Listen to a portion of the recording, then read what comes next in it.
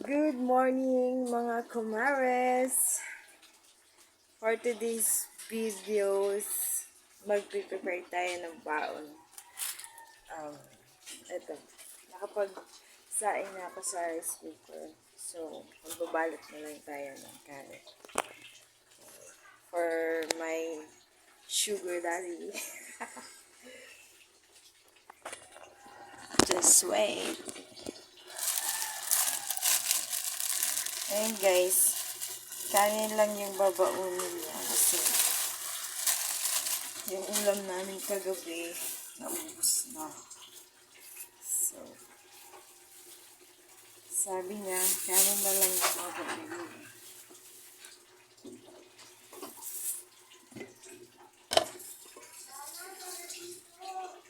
Tsaka guys, plastic yung binabaunan niya kasi parang hindi siya malaking space sa bag niya.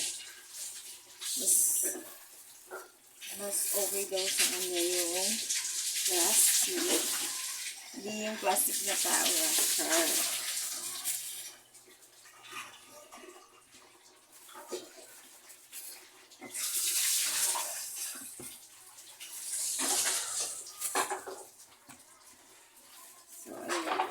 Tama na siguro ito guys.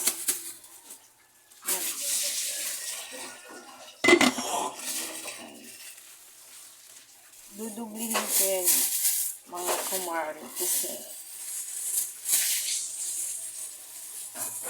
para safe yung ating. Okay. Nakapag balik na tayo. So, tingnan tayo guys.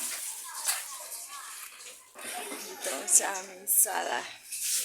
Actually, nakatapos na siya mag-almusal.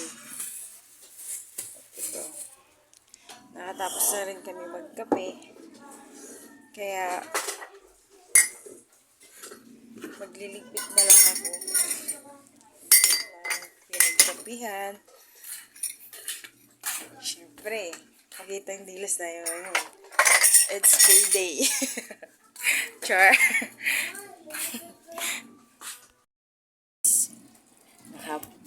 Nakatapos na siya maligo.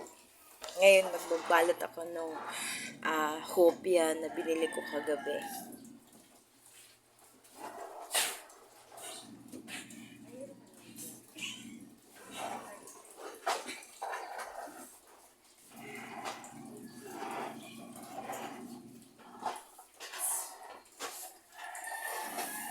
Ayun guys. Ngayon, magbabalot ako ng hopia kasi gusto nyo magbaon ito. Ilang peraso? Tingnan nyo guys yung hopia nila. Tag 10 pesos. Pero, malaki na siya guys. Malaki siya. Mga kumare, pag bumili kayo ng hopia, doon kayo sa labasan bumili. Malalaki siya. Sulit yung 10 pesos niya. Pinili ko kasi guys, yung toasted. Masarap kasi toasted. Nagtira ko ng dalawa para sa pamangkin ko. Pero madalas kasi ang almusal niya kanin.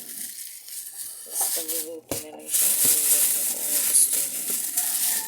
So, at dahil paborito to ng ating sugar daddy, baon siya ng 3 peraso.